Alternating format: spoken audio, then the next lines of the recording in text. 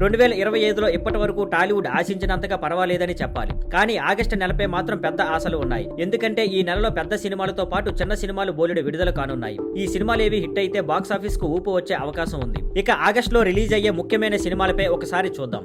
August 8న విడుదల Bakasura restaurant. SJ Shiva దర్శకత్వంలో వచ్చిన horror comedy cinema. Praveen, viva Harsha కీలక పాత్రలో నటించారు. 2 బన్ బటర్ జామ్. తమిళంలో హిట్ అయిన ఈ రొమాంటిక్ కామెడీ ఇప్పుడు తెలుగులోకి డబ్ అవుతుంది. రాజు, జయమోహన్, ఆద్య ప్రసాద్, భావ్య త్రిక హీరోయిన్లుగా నటించారు. 3 మాతృ. శ్రీరామ్, నందిని రాయ్ జంటగా నటించిన థ్రిల్లర్. జాన్ జక్కీ దర్శకత్వంలో రూపొందింది. ఆగస్టు 14 రిలీజులు భారీ సినిమాల పోటీ. 4 వార్ 2. హృతిక్ రోషన్, ఎన్టీఆర్ కాంబినేషన్ లో ఈ యాక్షన్ థ్రిల్లర్ 2019లో వచ్చిన వార్ కు సీక్వెల్. అయాన్ ముఖర్జీ డైరెక్షన్ లో కియారా అద్వానీ హీరోయిన్ గా నటిస్తున్నారు. 5 కూలీ.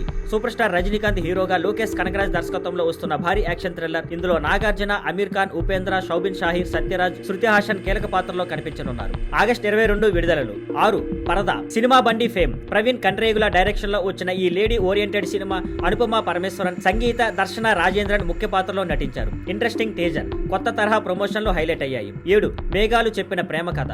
మత్తు వదలరా ఫేమ్. నరేష్ అగస్త్య హీరోగా, రబియా ఖతోన్ హీరోయిన్ గా నటించిన ఈ రొమాంటిక్ డ్రామా విపిన్ దర్శకత్వంలో తెరకెక్కింది. ఆగస్టు 27 విడుదలలు.